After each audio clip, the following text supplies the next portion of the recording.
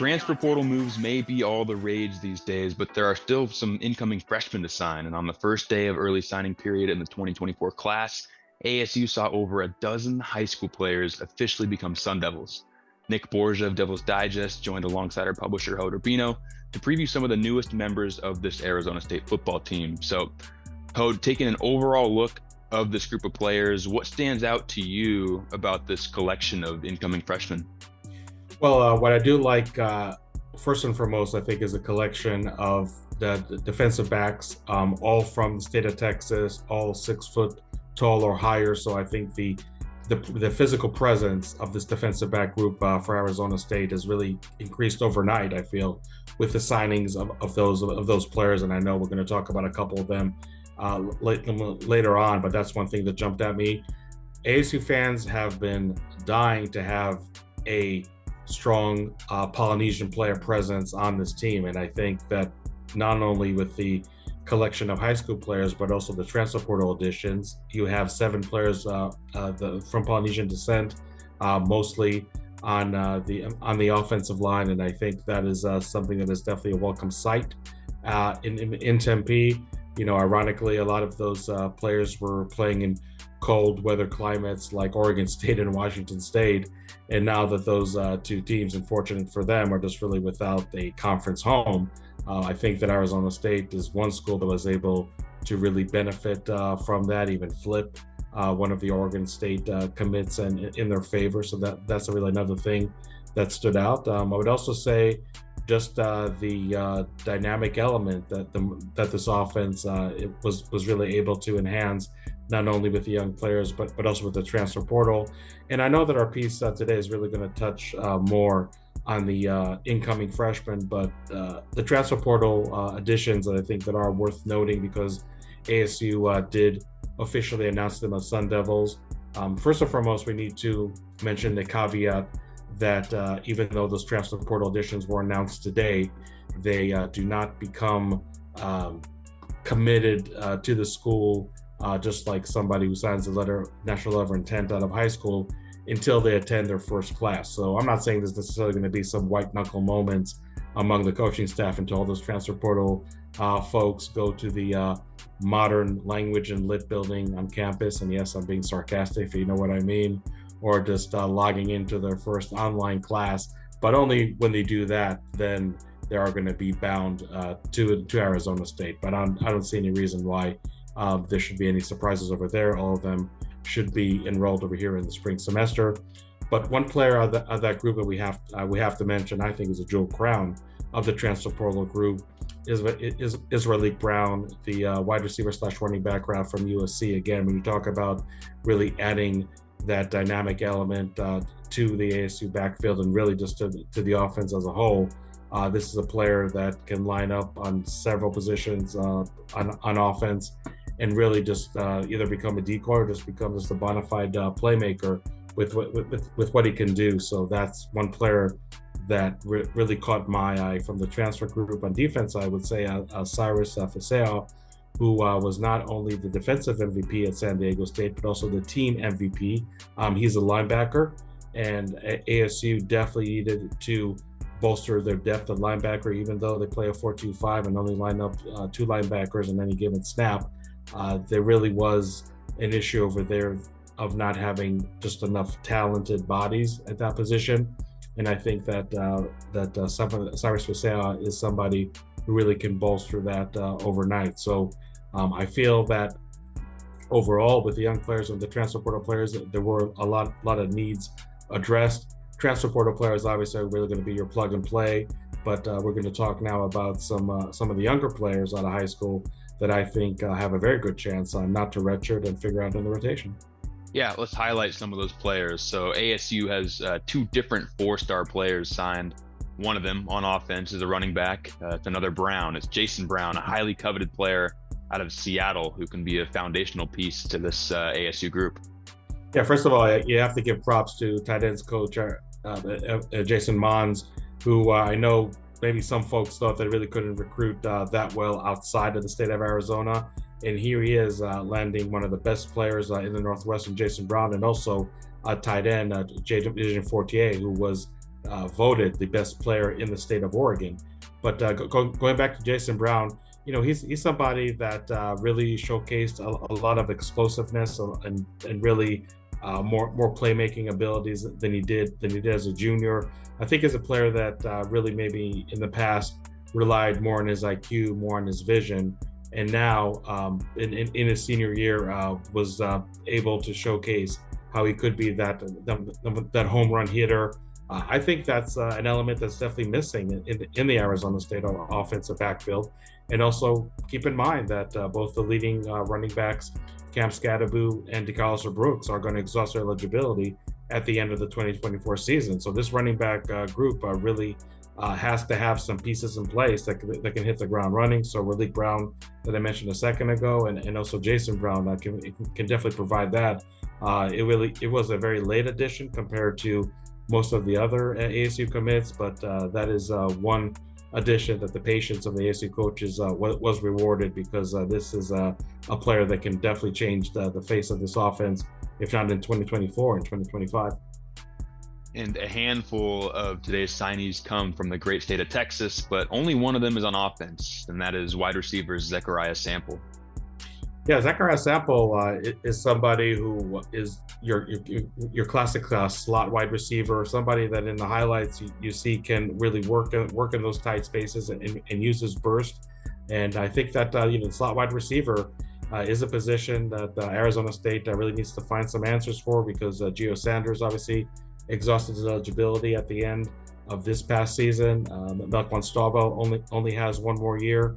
I'm sure you have Jake Smith, who had to sit out the 23 season due to not having his waiver for immediate eligibility there.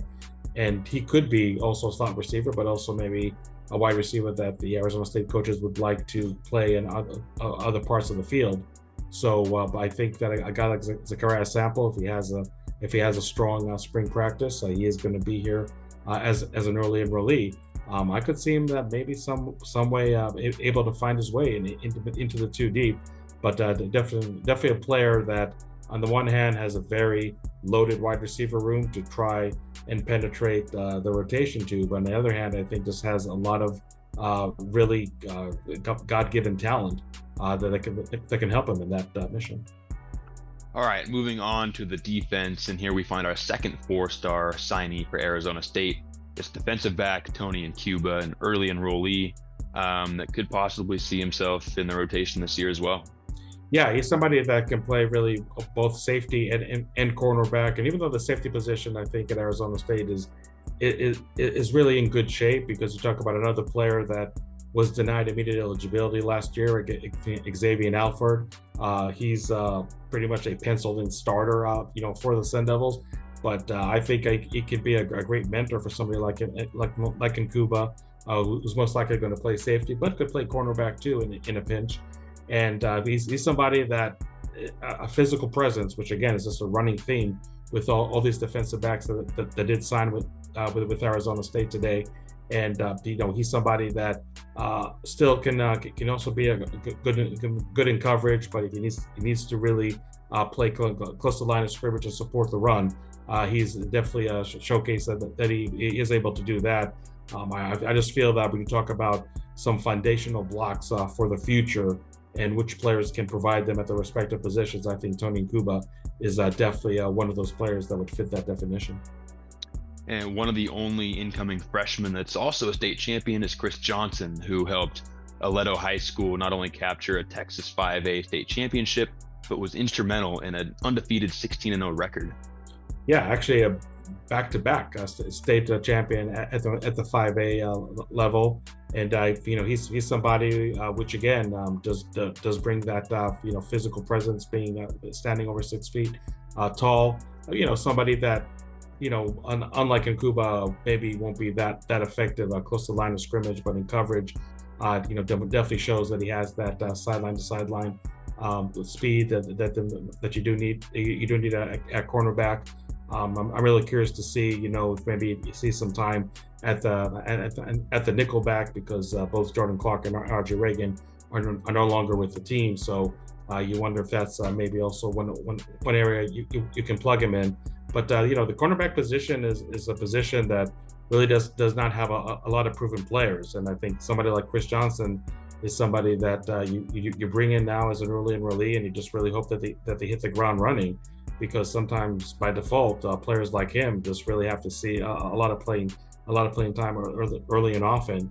So there's just another solid addition, I feel, from the state of Texas, from that position. And again, when you're just a proven champion and one of the highest levels of high school football in the country, I think that usually can bode really well for your future in Tempe.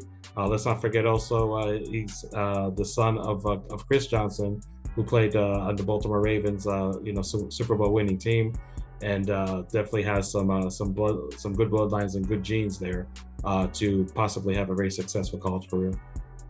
Okay, Hode. So between the incoming freshmen and the transfer players who committed, that are all expected to be here in the spring, there are definitely still some position groups that need to be addressed. So what do you see as the biggest needs, and are those needs that are more likely to be addressed in the portal compared to high school signees? Yeah, I think when it comes to the offensive line, I almost feel like ASU, maybe in some regards, isn't going to be all that picky. They just need a lot of capable bodies and fast. If the transfer portal is going to offer somebody who they feel that could be a starter, or somebody who can threaten a starting position, then sure, they would go that route. But if they feel that there's a high school player out there that may not even see the field on a consistent basis even until 2026, I don't think they necessarily are really going to shy away from that. Other than that, I just feel that the offense is more or less set. Sure, they would love to have a tight end too, and I think they would address that in the April transfer portal. I know the numbers are kind of tight right now for ASU. You always have the possibility of the NCAA sanctions reducing ASU's allowable scholarship players from 85 to maybe 83, or maybe even 82. So there's going to be some tough decisions to be made, but the normal post-spring practice attrition that's going to take place can really help Arizona State just have more breathing room for availability of scholarships, and just add players as they need. But if I look at the defense, I think they still want to have a very capable, defensive tackle. Sure, ASU does really favor the more athletic people to play inside. I know some folks didn't think that Deshaun Mallory was really just that classic heavy set nose tackle that can just plug gaps and really wreak havoc. But obviously he proved a lot of players wrong. And I think that if ASU can find somebody in that mold in the transfer portal, which again is probably going to be post spring compared to right now in January, or that's December leading into January 3rd when the portal closes, then that's the approach they're going to take. And again, I think also the linebacker, they're doing okay with depth right now. I mean, much better than it was just a few weeks ago. But I would suspect that they would go into the portal maybe to find some one more capable linebacker that at worst is going to be in the 2 deep. So really, I mean, as far as high school additions, I don't know if we'll see really a whole lot of those, except maybe from the offensive line.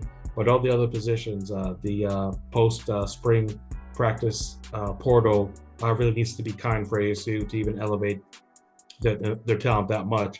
But I just feel that overall, in terms of the level of talent they have right now compared to this time last year, I think they definitely made strides in a lot of positions. And overall, I just feel that this coach does have a really good eye for talent, because you look at a lot of the players out of the portal last year, and some even the true freshmen did play and really did play quite a bit. And I could see ASU having the same batting average with having some newcomers, whether from the portal or from the high school ranks, really be contributors in 2024. All right, Hode. Well, thank you so much for continuous coverage of all the personnel moves that are still ahead of Arizona State football. Make sure you're locked in to DevilsDigest.com, and give us a follow on Twitter at DevilsDigest. For Hode Urbino, my name is Nick Borgia. We thank you so much for tuning in, and we will see you next time.